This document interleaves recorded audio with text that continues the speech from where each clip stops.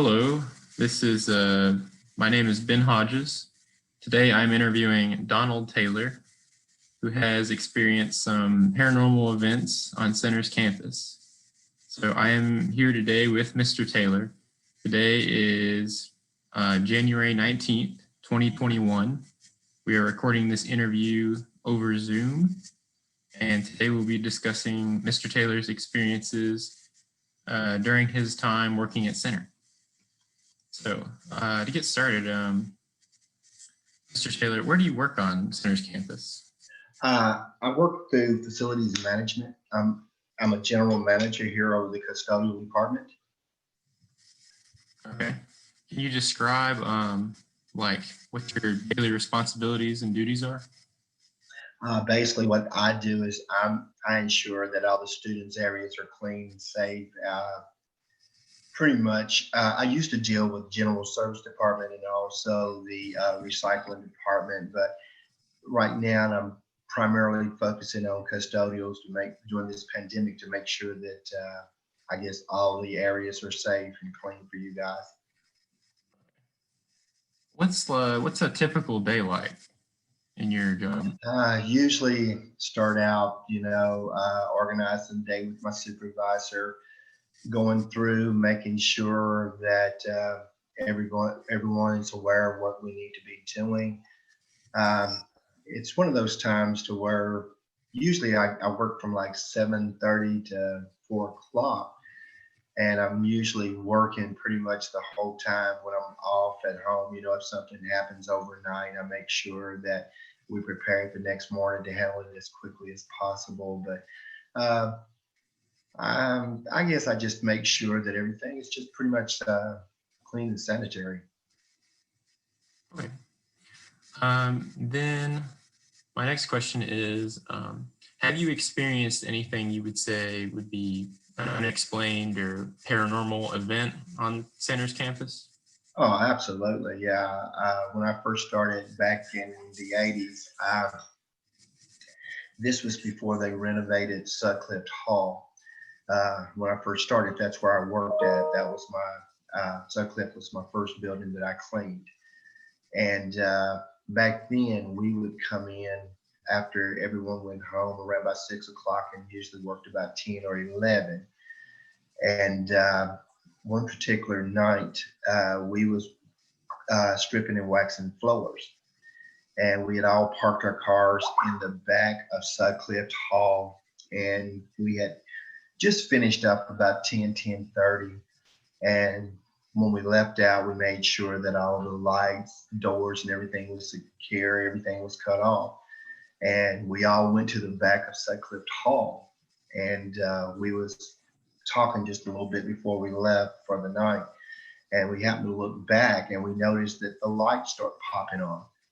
So we decided to go back in because we thought some of the kids might have gotten into the building and we'd left the door unsecure or something like that. We wanted to make sure we weren't going to get in trouble.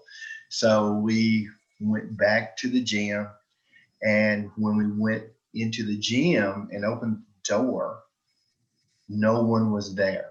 But all of a sudden, a basketball was rolling across the floor. Yeah, kind of tripped us out. So we start searching the building to make sure that, maybe someone might have heard us coming up the back stairwell and took off running. So we checked the building, couldn't find anyone. So we closed the doors, locked all, cut off all the lights, went back downstairs, went outside to our vehicles, and all of a sudden we look back up and the lights pops back on again. We go back to the gym, no one's there, and seriously, basketballs rolling around on the floor. Don't know how this happened. So kind of tripped us out. So we cut off all the lights and went back downstairs. Now, like I said, never found anyone in the building. Went back downstairs, stood outside for a while. The lights didn't come back on. So we got in our vehicles and everyone left. So that was the first time something like that ever happened to us, or to me anyway. And I'd never heard of any stories of anything like that going on. So it kind of tripped me out. And I was like, yeah, maybe someone's just playing jokes on us or something. like I said, it was really weird because we never found anyone. So the second time something like that happened to me, we come in and I was starting at 7 o'clock that morning. And we had like a general area that we would meet in, get our schedules for the day. And we'd talk about what we were going to do and if there was any special details, meet up and, get those taken care of, any special projects. But anyway, that particular morning, we coming in and we're in our little break room area and we hear someone down in the racquetball courts playing racquetballs. I mean, you could clearly hear the balls banging off the walls and someone hitting, and it sounded like the, I guess, tennis shoes skidding and scuffling on the floor. And so, where our custodial closet was, it was probably maybe 20 feet away. And so that was my area to clean. So we talked about what we're going to do. We all left the break room and I head straight down to the racquetball courts to see who's playing racquetball that early in the morning. Well, there was no way that if anyone was there leaving the area that they could have passed me without me seeing them.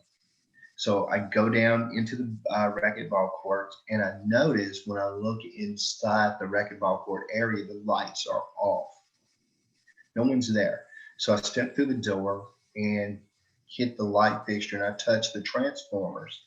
And normally, if someone's been there playing, the transformers would always generate heat and you would feel the heat off the transformers. But when I felt them that particular morning, the transformers were still cool to the touch. Opened up the door. What do I see? A racquetball rolling across the floor. No one there. Serious business. And I'm tripping out because I think I'm going crazy. So I turn around and I run upstairs to where the other guys were. And I asked them, I was like, okay, did we hear someone playing racquetball this morning while we were talking? And they was like, yeah. They was like, who was it? And I'm like, there was no one there. The lights were off. Transformers were cool. There was no way they could have passed me. There was no one there. So how did they get out of the building? And everybody was like, "You messing with us?" And I'm like, "No, I'm not. There was no one down there this morning."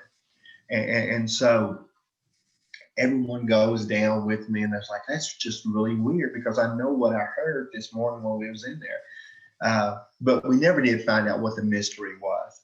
I heard stories about some of the other buildings like Stewart Hall and stuff like that. And I had actually worked at Stewart Hall late at night, cleaning floors, laying wax and things like that. And I had never experienced any kind of, I guess, strange phenomena that's going on. Now, I did have a friend that worked there that would tell me the stories like, he would be walking down the little hallway on the first floor, and during that time, it was like a bookstore. And he said he would hear a thud and turn around, and there was a book laying in the middle of the floor. He'd go back to pick up the book, put it back in place, get ready to walk off, and boom, that same book would be laying in the middle of the floor. Now, of course, like I say, I never experienced anything like that. Sutcliffe Hall was the only place that I ever experienced anything like that. So those were pretty much my stories. After that, to this day, like I said, I've been here for 4 years. I've not seen or heard anything since. But of course, I'm not in any of the buildings late at night or anything like that. And I haven't heard any of my new custodians tell me any strange happenings going on either. So, how would you say these experiences you've had shaped your work? Like, how does that affect your daily life? I'll be honest, at night, I would not lie. If I had to come in late at night, I always wanted to make sure that someone worked with me. Uh, I was really nervous, especially at Sutcliffe, to come in at night and do floors or anything that like that by myself. So I'd always make sure that if we were assigned to do something like that, that I had a partner to be with me just in case something like that happened, that I wasn't experiencing this on my own and people didn't think I was crazy when I shared these stories. Yeah. Okay. So, more of a general question, but would you say that these experiences have like shaped you into more of a believer in ghosts, or were you a skeptic before, or are you still a skeptic? Or When I was a little boy, my parents would always tell me these ghost stories, and of course, I never believed in them because I think I always believed that my parents would tell us these stories to keep us close to the house at night so that we wouldn't venture off. So I was always really skeptical of stuff like that. But I think as I've gotten older, I think that there are certain things that, maybe that there's things that I don't know about that do happen. So yeah, I guess I am more of a believer now. okay, and how would you say these experiences have changed what you think about Center's campus? Uh, Wayne, I'm sorry, Wayne King used to be our director, and he would always tell stories about things like this, like those ghost stories, and he was a firm believer. So I think that over the years, a lot of people have grown to believe that the campus does have some history as far as paranormal activities going on. So I think there's a lot of people out there that really truly believe this stuff. Uh, so I think Center has a rich history of paranormal activity going on. And you mentioned that you haven't had any experiences in a while. Is that right? Yes. Okay. Would you say that the renovation of Sutcliffe maybe changed something about the place? That Now that could be a possibility. That very well could be a possibility. Or maybe during that time, like I say, we're talking 30 years ago. I've kind of did some research about the buildings, and I've heard stories where there was supposed to have been a trainer a long time ago that had come in and committed suicide in the area in the building. I don't know if that was true. That was just one of the stories that I'd heard. That maybe his spirit was still lingering around. I don't know.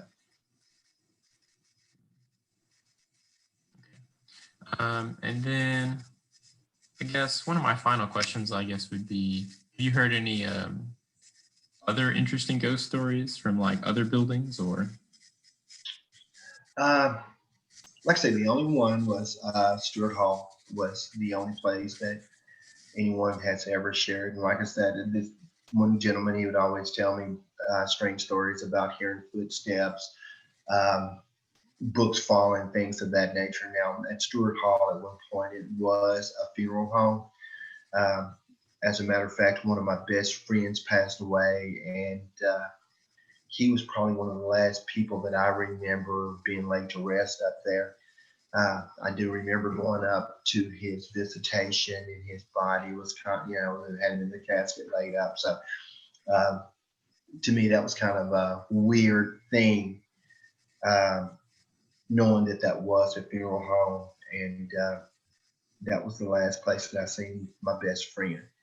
So, but in none of the other buildings, I've never heard of anything like that going on. Interesting.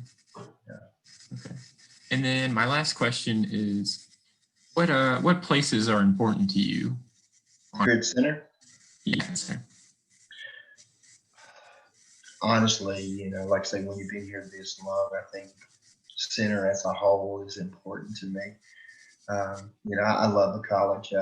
When I first started here, I tell my uncle he was the boss over the custodial department. And when I first started, I was like, I'm only going to be here like a couple of weeks. This is not a place I want to call home. And it seemed like after getting to work here and getting to know the students, you kind of fall in love with the surroundings and all the people. And so 40 years later, it's kind of hard to leave. So I can't say that there's one particular place I favor over another here. I love Center as a whole. You know, the people are great. My experience throughout the years with all the students coming through, I think all the kids I've ever come in contact with were just really awesome.